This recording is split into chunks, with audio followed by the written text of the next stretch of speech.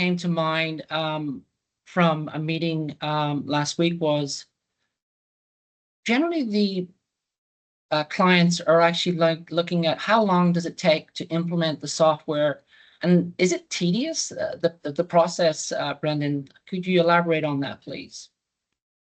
No, it's actually not, Mark. It's like most applications out there. You have a client that runs on your desktop, and the business's IT department can roll that out, and we will give them some guides as to how to do it. So it's basically pushing the clients to a desktop, and once it's there, you're able to then record the data and gain those insights from day one. Excellent, excellent. Great to hear. Great to hear.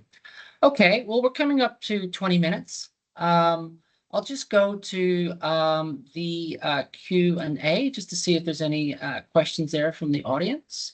So just bear with me.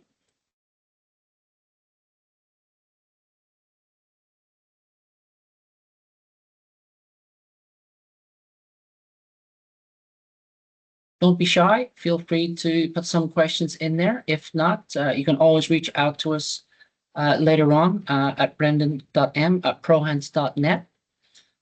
There was a couple of questions that came to light again from a few meetings just recently.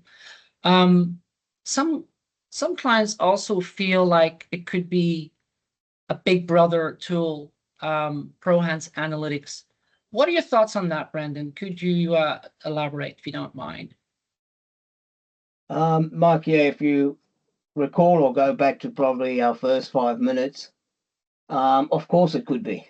Every technology in the wrong hands is detrimental, right? So it's about your change management process, being transparent, letting staff know why you're actually doing this. And to elaborate a bit more, in some of the implementations we've done, the people that are in your burnout zone are your biggest advocates and actually driving the business to implement the solution, because they're saying, I've told you we're busy, I told you this is now identifying it. But what it's helping the business to do is, I talked about these early signs of disengagement. What about people, and we're working remotely and hybrid, what about people that actually haven't been adequately trained, Mike? They may have come on during the time of COVID and when we worked at home, and the training just wasn't the same. There was no sitting in a class, no face-to-face. It was all done remotely. And these people just struggled their way through. Some have never met their colleagues. So all these type of things play into it.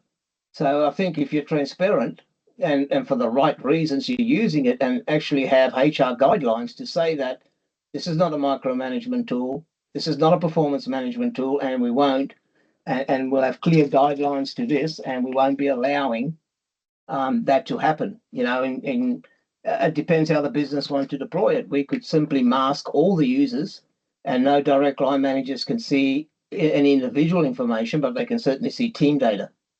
But that doesn't lead to transparency, right? Because I think once everyone knows and it's transparent, and we're working towards a common goal, I think you're going to have no issues from the people that are burning out. You generally have issues from the people that are underutilized. But like anything, resources are scarce, and you need to manage that adequately. But the flip side of this, what I generally say to people is, people think it can be used as a monitoring tool, and as I said, it could be. But businesses are afraid that they're actually going to lose some staff. But if you don't do it, you are going to lose some staff as well, but you're going to lose the ones that are your good workers and the ones that are burning out, that have been telling you that I'm overworked and no one's listening. And those are the people you're actually going to lose. You're not going to lose the ones that are underutilized. Absolutely. Okay. No, thanks for clarifying that, Brendan.